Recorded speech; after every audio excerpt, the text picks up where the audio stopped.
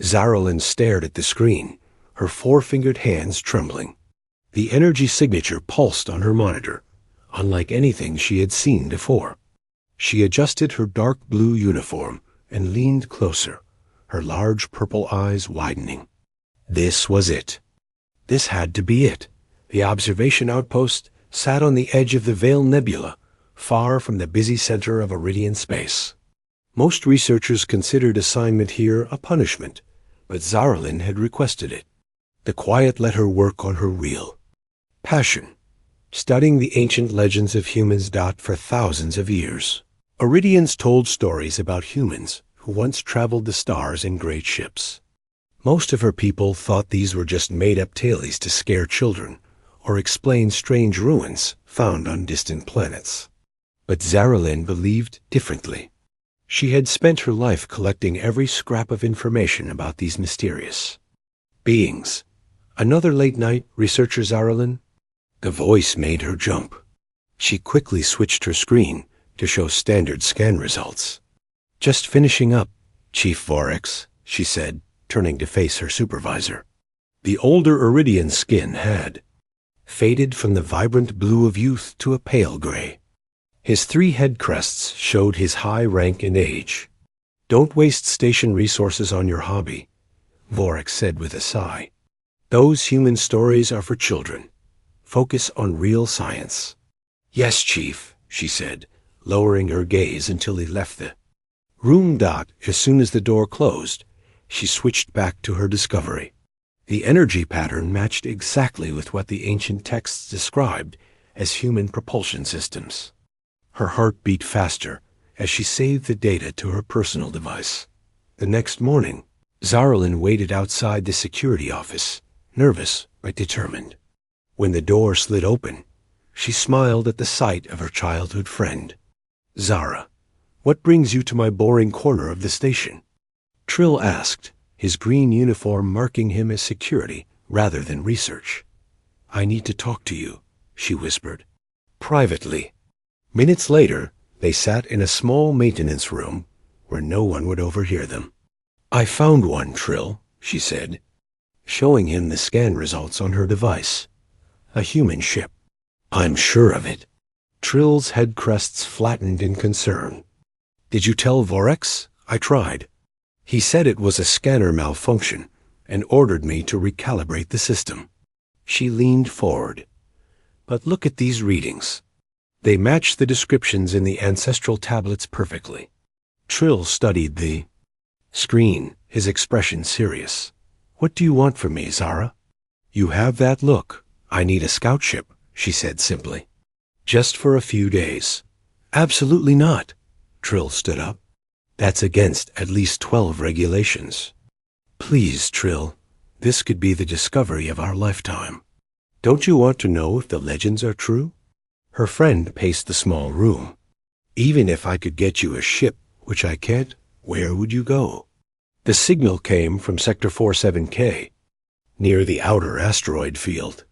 She showed him the coordinates. It's only a 2-day journey there and back. That's outside our territory. If something happens to you out there, no one will come. She grabbed his hands. All my life, people have laughed at my research. If I'm right about this, it changes everything we know about our history. Trill was quiet for a long time. Finally, he sighed. Scout Vessel 3 is scheduled for routine maintenance tomorrow. The logs won't show if it takes an extra day to return. 3 days later, Zaralyn sat alone in the small scout ship, approaching the coordinates where she had detected the strange energy signature. Her excitement mixed with fear as she slowed the engines and activated the sensor array. Please be. There, she whispered to herself. The screen remained empty for several moments. Then a small dot appeared, hidden within a cluster of asteroids. As she moved closer, the dot grew larger. Zara single quotes. Lynn gasped as the ship's lights illuminated a massive vessel, easily 20 times the size of her small scout. Its dark metal hull was covered in strange markings. Parts of it showed damage from asteroid impacts, but it was largely intact.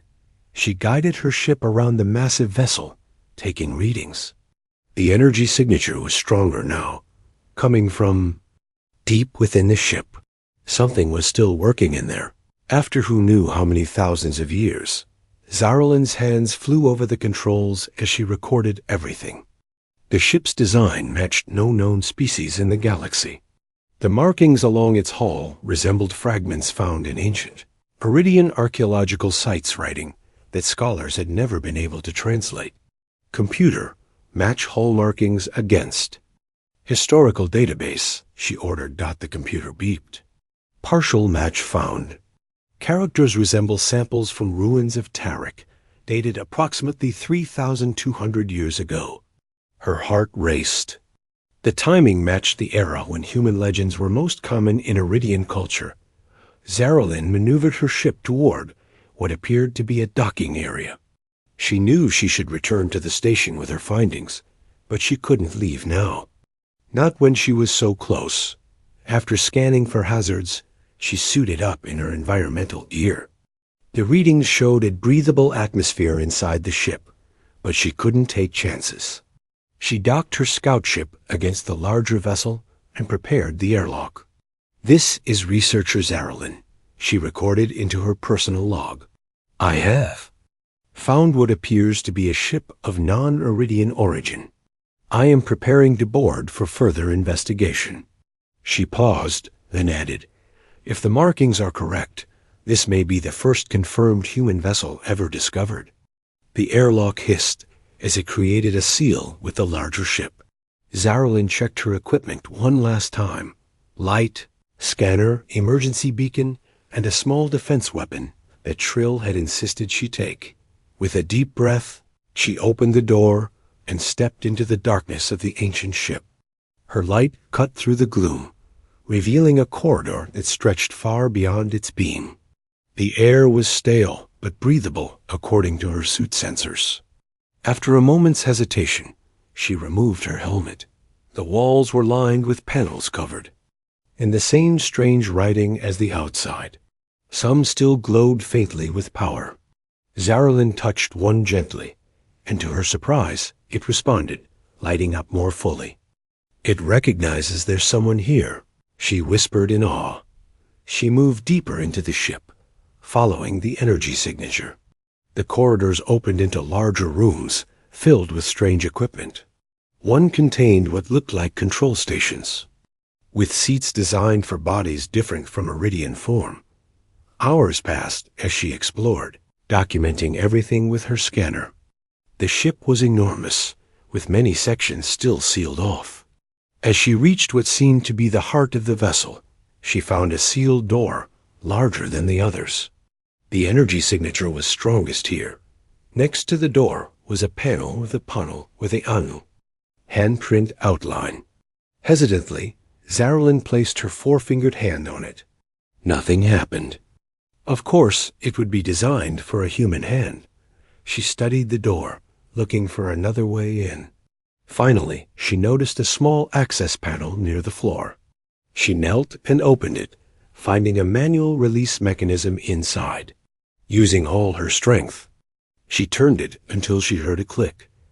The massive door slowly slid open, revealing a vast chamber beyond.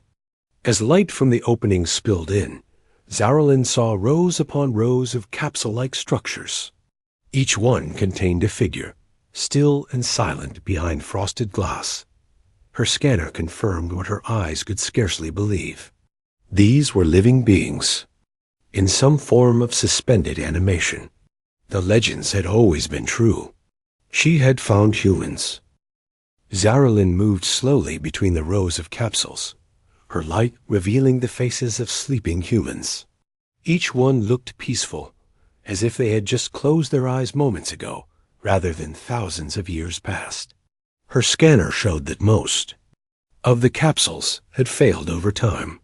The beings inside had not survived, but a small section near the back still showed active power readings. She approached this area with growing excitement.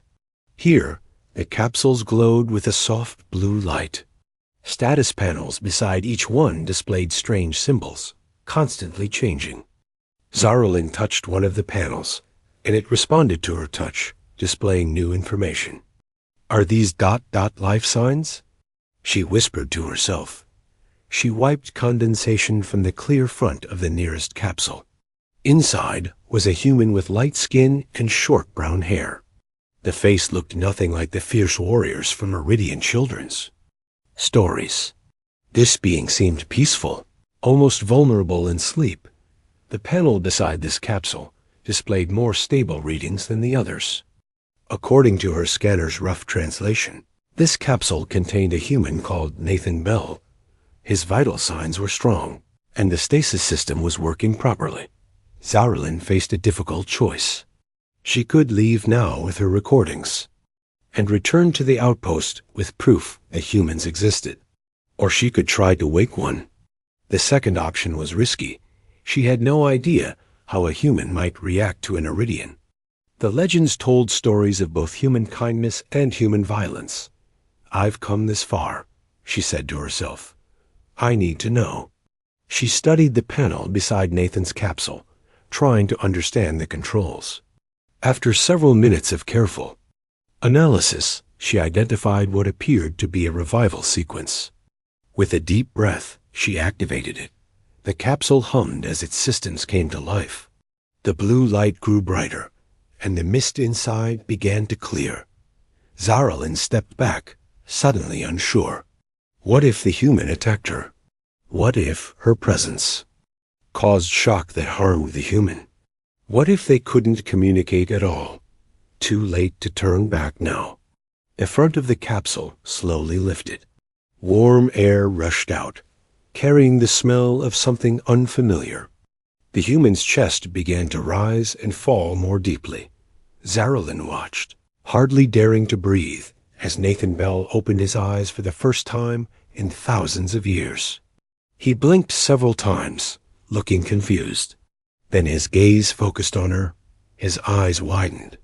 He said something in a language her translator couldn't understand. His voice was hoarse from long disuse. I am Zarlin, she said slowly, touching her chest. I am Iridian. She didn't know if he could understand her, but she had to try. Nathan tried to sit up, but fell back weakly. He spoke again, different words this time. His translator beeped as it began to analyze the language patterns. Rest, Zarlin said. She pointed to a nearby table where she had set her water container. You need time to recover. The human watched her with caution, but no obvious fear. After a few minutes, he tried again to sit up, this time succeeding. Zarlin brought him water, which he drank gratefully. Where ... He began, and her translator finally processed enough to begin rough translations. Where am I? You are on your ship, Zarlin said. The ... She checked her notes. Horizon? How long? Nathan asked, his voice growing stronger. Zarlin hesitated. Based on the age of this vessel, and comparing with Iridian historical records, approximately 3,000 years. The human stared at her, his face showing shock. He said something her translator couldn't catch, then more clearly. 3,000 years? That's impossible. The ship's systems kept you alive in stasis, Zarlin explained. Most of the others. She gestured to the failed capsules, did not survive. Nathan looked around the room, taking in the rows of capsules. His expression changed from shock to sadness. The storm, he said quietly. I remember the storm. The ship was damaged. Emergency protocols were activated. Over the next few hours, as Nathan regained his strength, communication became easier. The translator adapted to his language patterns, and he proved surprisingly quick to understand Zarlin's speech as well. He explained that the Horizon was a colony ship, carrying people from Earth to start a new life on a distant planet. They had encountered a massive interstellar storm that damaged critical systems. The ship's artificial intelligence had put everyone into stasis while it searched for a safe place to land or make repairs. It seems the AI kept the stasis systems running until power began to fail, Nathan said, examining a ship console he had activated. It prioritized keeping a small number of us alive rather than trying to save everyone with dwindling resources. Your people are legends to mine, Zarelin told him. Stories say humans once traveled among all the stars before disappearing. Most Iridians think these are just children's tales. Nathan looked at her with new interest. You believed, though. That's why you're here. She nodded. I've studied human legends all my life. The evidence was always there, just scattered and dismissed. And now? Nathan asked. What will your people do when they learn we still exist? Before Zarelin could answer, a warning sounded from her scout ship, still docked to the horizon. She rushed to check the alert. Someone's searching for me, she said, reading the message from Trill. My absence has been noticed. They're sending a ship to investigate. Are we in danger? Nathan asked, following her to the docking area. Maybe, Zarelin admitted. Some would welcome the discovery of humans. Others would fear it or try to control your technology. Nathan considered this. There are others we could wake. Dr. Wright, our medical officer, and Sam Rodriguez, our engineer. They could help us restore ship systems. If we wake them, Zarelin said, there's no going back. My people will know humans have returned. We've been gone for 3,000 years, Nathan said with determination. It's time we came back. Together, they returned to the stasis chamber. With Nathan's guidance, Zarelin helped activate the revival sequence for 2 more capsules. As they waited for the humans to wake, Nathan asked about the current state of the galaxy. Many species travel between stars now, Zarelin explained. Some live in peace, others compete for resources. The Galactic Concord tries to maintain order, but there are always conflicts. And the Iridians? Nathan asked. Your people? We control 12 star systems, she said with pride. We're known for our science and diplomacy, though our military is respected too. A soft hiss from the capsules indicated the revival process was nearly complete. Nathan moved closer, ready to welcome his fellow crew members back to life. When they wake, he said, we'll need to decide our next steps carefully. If humans are just legends now, our return could change everything. Zarelin nodded, watching as the capsules opened to reveal a woman with dark curly hair and a man with light brown skin. It already has, she said softly. The woman opened her eyes first, looking confused. When she saw Nathan, relief washed over her face. Then she noticed Zarelin, and her expression changed to astonishment. Nathan? She said weakly. What's happening? Who is that? Dr. Wright? Nathan said gently. Welcome back. This is Zarelin. She found our ship after we've been asleep for a very, very long time. And she has quite a story to tell us. Sam Rodriguez opened his eyes next, his awakening smoother than the others. He looked at Zarelin with curiosity rather than fear. After Nathan quickly explained their situation, the engineer's first concern was for the ship. How bad is the damage? He asked, checking the nearby console. I don't know much about your technology, Zarelin admitted. But many systems still work after all this time. Dr. Wright, whose first name was Olivia, recovered quickly and began checking Nathan's vital signs with a small device she took from a wall compartment. You seem stable, she told him, then turned to examine Sam. Both of you show signs of extended stasis, but nothing critical. She looked at Zarelin with professional interest. Your biology is fascinating. Similar to ours.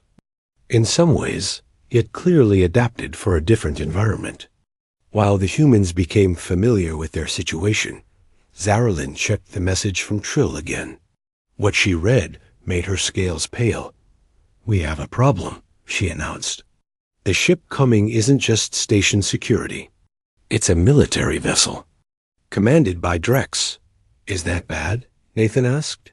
Very bad, Zaralyn said. Commander Drex leads the Frontier Defense Fleet. He wouldn't be sent unless the High Council ordered it directly. She paced nervously. They must know what I found. How much time do we have? Sam asked, already working at a control panel.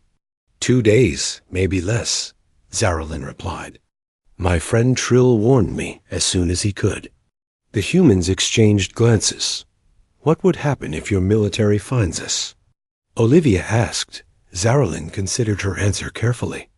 Best case, they study your ship and treat you as honored visitors. Worst case, they take control of your technology and restrict your freedom.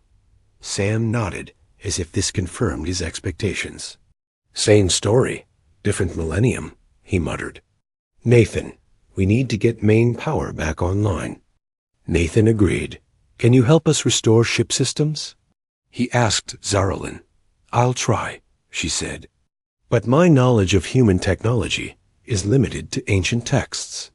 The next several hours passed in a rush of activity. Sam proved to be a genius with the ship's systems, quickly learning which were damaged beyond repair and which could be restored.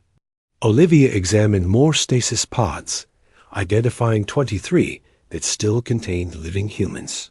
We can't wake them all yet, she explained to Zaralyn. Their bodies would need too much care after so long in stasis. Nathan found his way to the bridge, a large room filled with control stations. With Sam's help remotely, he managed to activate the main computer system.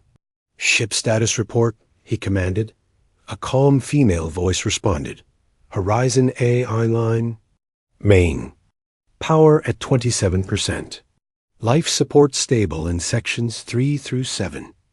Hull integrity at 82%. Stasis bay functioning at reduced capacity. Can you access historical records? Nathan asked. What happened after we entered stasis? Attempting to reconstruct timeline, the AI replied. Warning. Significant data corruption detected. After entering emergency stasis protocol, the ship drifted for approximately 72 years before entering this asteroid field. Position was maintained to minimize further damage. Power was gradually reduced to maintain critical systems only. Last log entry was 2,947 years ago, when communication array failed completely. The humans fell silent at this confirmation of how long they had been lost. What about Earth? Olivia asked quietly. Do you have any record of communication from home? Negative, the AI responded. Last communication from Earth Command was received before stasis was initiated. Message stated that all colony ships had been declared lost. Earth was recalling all remaining vessels due to resource shortages. Nathan looked troubled. If Earth was already struggling when we left, then after 3,000 years, who knows what happened to humanity? Sam finished for him. Zara Lynn, who had been listening quietly, spoke up. The legends say humans came from a blue world circling a yellow star. Some stories tell of humans returning there. Others say the world was lost. No one knows for sure. Their conversation was interrupted by an alert from the sensors Sam had repaired. We've got company, he called from his station. Something just dropped out of faster-than-light travel nearby. Zaralyn rushed to look at the screen. That's not Drex's ship. It's too soon. She studied the vessel's configuration. It's a Galactic Concord Scout. They must have detected our power signature when we activated more systems. Are they friends or enemies? Nathan asked. Neither, exactly, Zaralyn explained. The Concord is a loose alliance of spacefaring species. They monitor unexplained activities in neutral space. They're scanning us, Sam reported. Should we respond? Before anyone could answer, another alert sounded. A second ship just arrived, Sam said. This one's bigger. Zaralyn looked at the new reading, and her heart sank. That's an Iridian military cruiser. Drex got here faster than I expected. They're hailing us, Sam said. Nathan made a quick decision. Don't respond yet. Sam, what's our defensive capability? The engineer checked his console. Minimal. Some point defense systems might work, but main weapons are offline. We could probably withstand some fire with our shields, but not a serious attack. We need more time, Olivia said. If we could wake more crew, especially security personnel. There is no more time, Zaralyn said, watching as the Iridian cruiser moved to block their potential escape route. Drex won't wait patiently.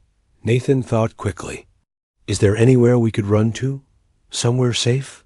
Maybe, Zaralyn said. There's a trading outpost called Terralus about 3 days from here. It's beyond Iridian jurisdiction. But we'd never make it in this ship, not with those cruisers out there. What about your scout ship? Sam suggested. How many could it carry? 4 or 5 at most, Zaralyn replied. But Drex would catch us easily. Nathan's face showed he had an idea. Not if he's busy with something else. He turned to Sam. Can you access the defensive protocols? Not to attack, but to create a distraction. Sam grinned. I think so. What did you have in mind? If we launch a few drones or activate some minor weapons, they'll focus on the horizon, Nathan explained. Meanwhile, we take your scout ship and slip away during the confusion. Leave the horizon? Olivia protested. What about the other survivors? We're not abandoning them, Nathan assured her. We're ensuring someone survives to come back for. Them. If we all get captured now, there's no hope for anyone. A harsh voice came over the communication system. Unidentified vessel.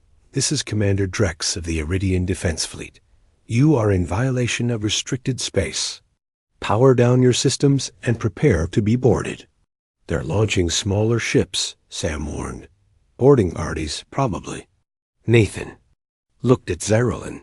It's your call. You found us. What do we do? Zaralyn looked around at the humans who had trusted her, but at the screens showing the approaching Iridian ships. She made her decision. We run, she said firmly. We find. Help and come back stronger. She turned to Sam. Can you download the ship's records? Everything about Earth, the other colony ships, your technology? Sam nodded. I'll need a few minutes. Do it, Nathan ordered. Olivia, grab whatever medical supplies we might need. He looked at Zaralyn. Prepare your ship. We leave in 10 minutes. As they rushed to prepare, the horizon shuddered under the first warning shots from Drex's cruiser. Time was running out. The small scout ship raced away from the horizon as bright flashes lit up the darkness of space behind them. Sam had managed to activate several defensive systems on the human ship, creating enough confusion to cover their escape. The Iridian cruiser focused its attention on the horizon, believing the main threat came from there. Zaralyn piloted the scout ship with expert skill, weaving through the asteroid field to mask their energy signature. Inside the cramped cabin, Nathan watched the displays anxiously while Olivia checked a small case of medical supplies she had brought. Did we make it? Nathan asked as the flashes faded in the distance. Not yet, Zaralyn replied, her eyes fixed on the controls. Drex is smart. He'll realize soon that we're not on the horizon. Sam looked up from a small device where he had downloaded the ship's records. I managed to set the horizon systems to cycle down slowly. It will look like it's powering down. From damage, not because we left. That might buy us a few hours, Zaralyn said. But we need to reach Terralus before they catch up.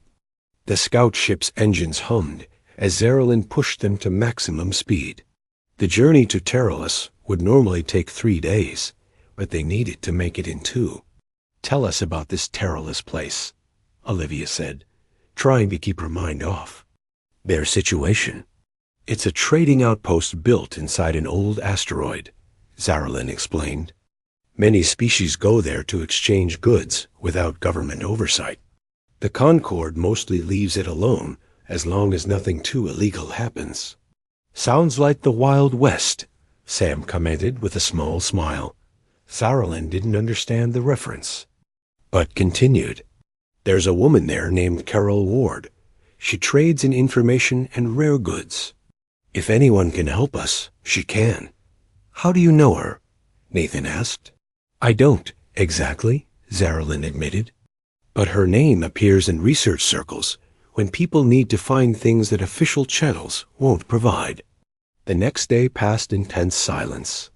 They took turns sleeping in the limited space, always keeping someone on watch. Zaralyn showed them how to use the food rations from her ship, which the humans found strange, but edible. During a quiet moment, Olivia took samples from each human and analyzed them with a small medical device. What she found made her gasp. What is it? Nathan asked. Concerned, Olivia showed him the device's screen. I was curious about how our bodies survived so long in stasis without more damage. Look at this cellular structure.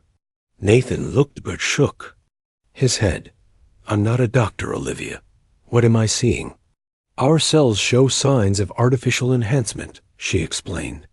Something in the stasis process modified us at a genetic level, making us more resilient. Zaralyn overheard and came closer.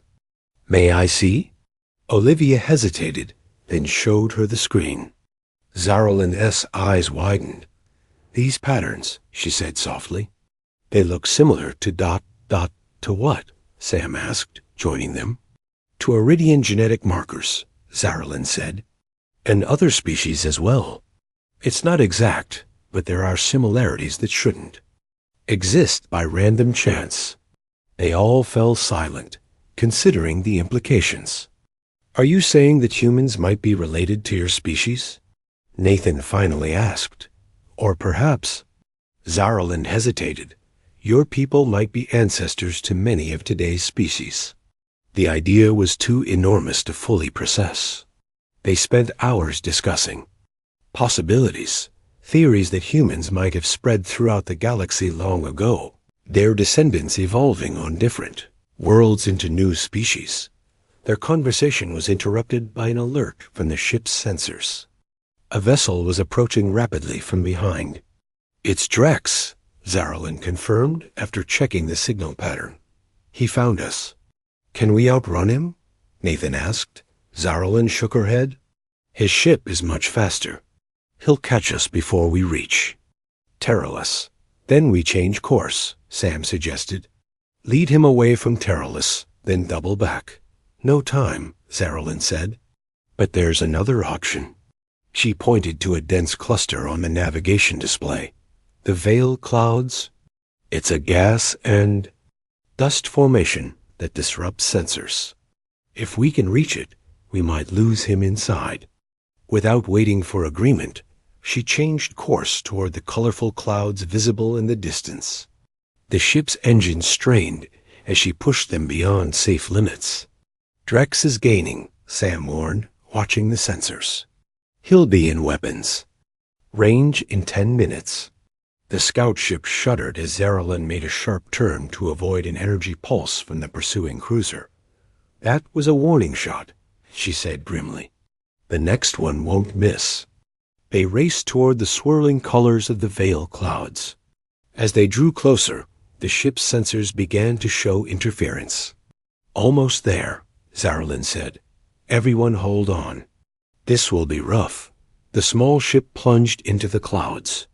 Immediately, visibility dropped to nearly nothing. The control panels flickered as energy discharges in the cloud interfered with the ship's systems. I can't see anything, Nathan said, trying to make sense of the sensor readings. That's the point, Zaralyn replied, navigating by instinct and experience. Drex can't see us either. For nearly an hour, they moved through the clouds, changing direction randomly to confuse any pursuit. When they finally emerged on the other side, there was no sign of the Iridian cruiser. We lost him, Zaralyn said with relief. For now. She adjusted their course back toward Terralus. The delay had cost them precious time, but they were still on track to reach the outpost before Drex could find them again. 2 days later, they approached a massive asteroid that had been hollowed out and filled with structures. Lights glowed from countless windows and docking ports.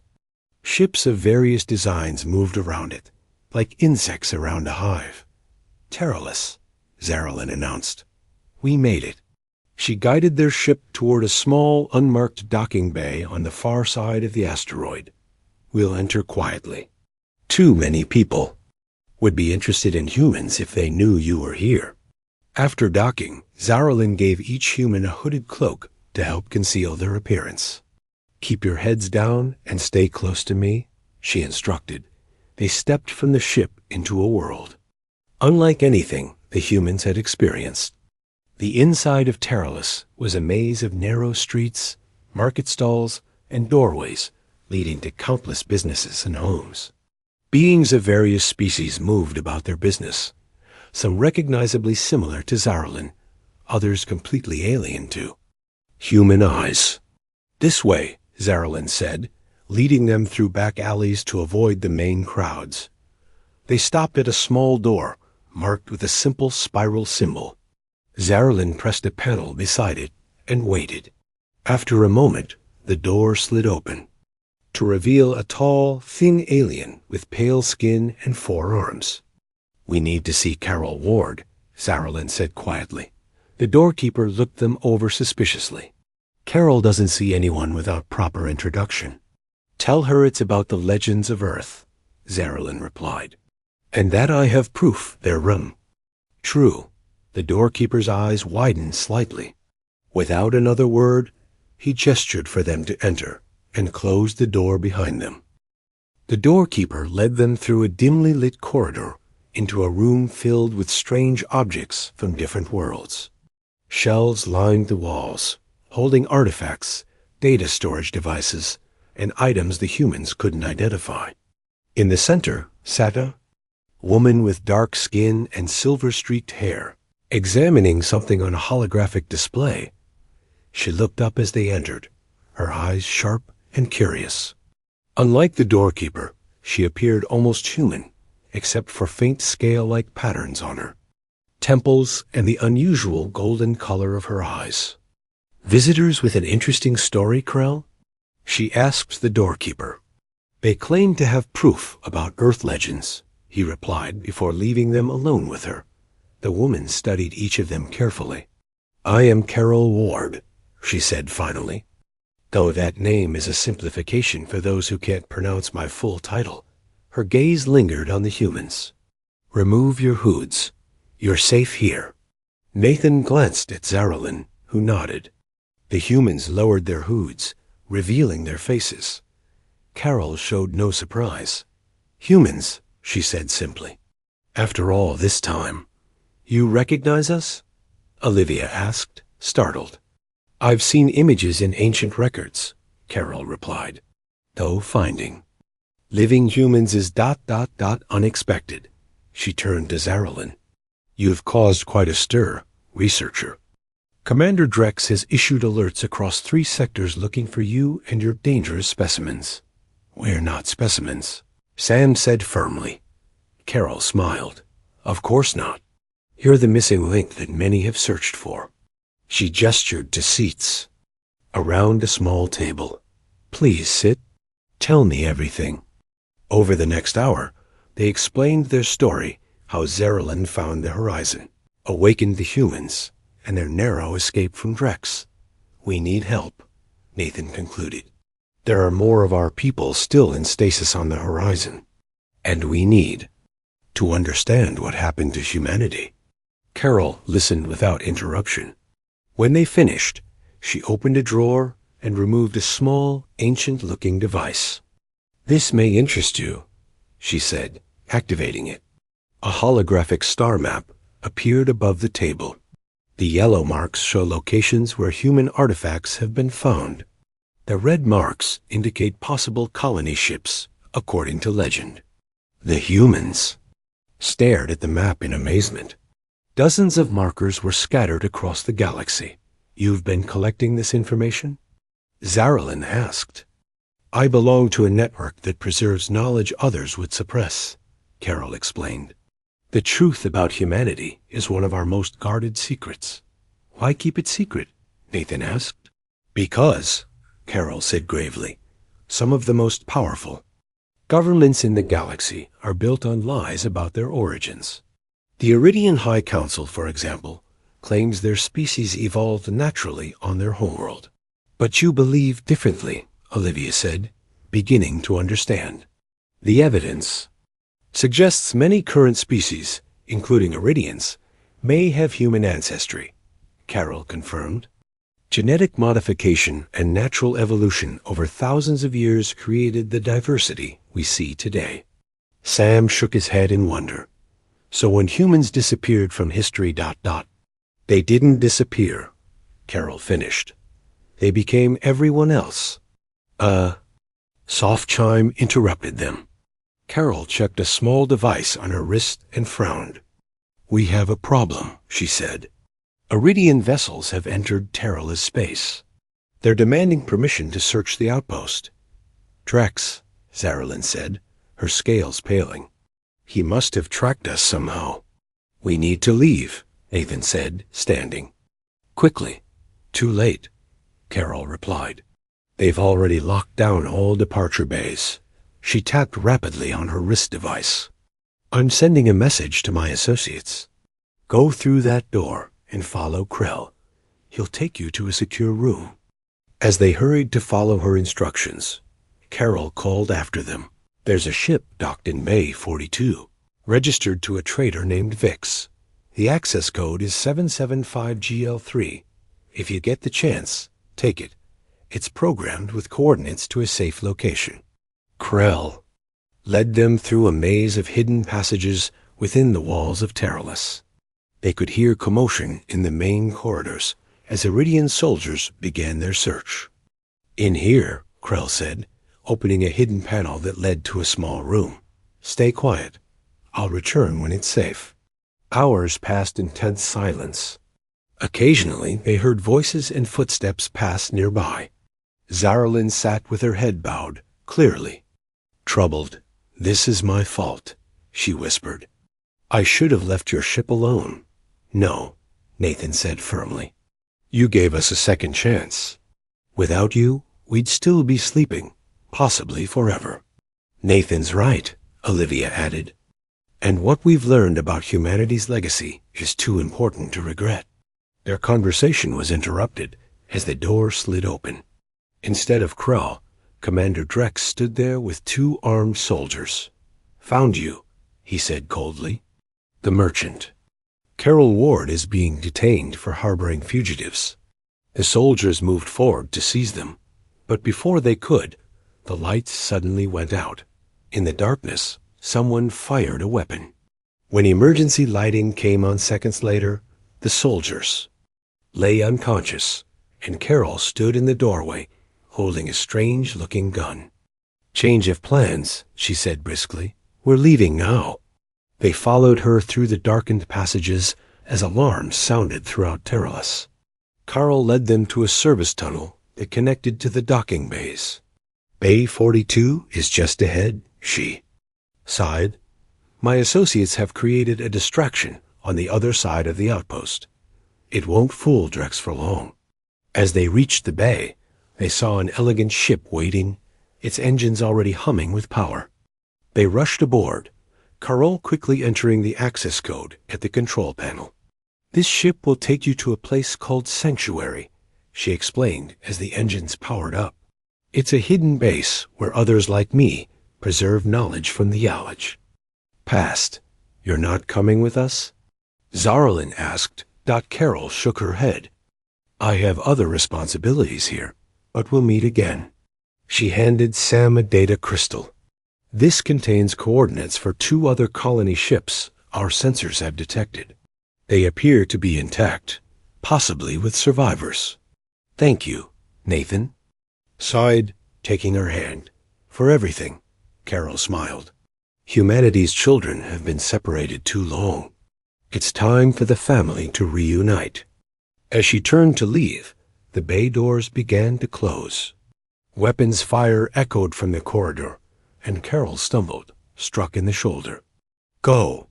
she shouted, falling to one knee. Zaralyn rushed to help her aboard as Nathan took the ship's controls. The vessel lifted off as Iridian soldiers burst into the bay, Drex at their head. Their weapons couldn't penetrate the ship's shields. The ship shot out of the bay into open space. Several Iridian vessels moved to intercept, but the ship was faster, quickly outpacing them and jumping to faster-than-light travel dot. As the stars stretched into lines around them, they tended to Carol's wound. It wasn't serious, and Olivia was able to treat it with their medical supplies. "Where exactly?" "Is Sanctuary?" Nathan asked as he checked the navigation system. "It's a planet in an uncharted system," Carol explained. "Home to a community dedicated to preserving the truth about humanity's legacy." "And the other colony ships?" San asked, examining the data crystal. "Both appear to be in stasis mode, like your horizon," Carol said. "One is hidden in a nebula, not far from Sanctuary. The other is drifting near the edge of explored space." Zaralyn looked out at the streaming stars. "My people will label me a traitor for this. Or perhaps," Carol said gently, "a hero who helped reunite the galaxy with its forgotten ancestors." 2 weeks later, their ship approached a beautiful blue-green planet.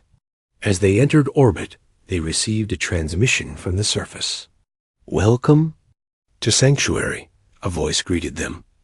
"We've been expecting you." The ship descended through clouds to reveal a settlement nestled between mountains and sea.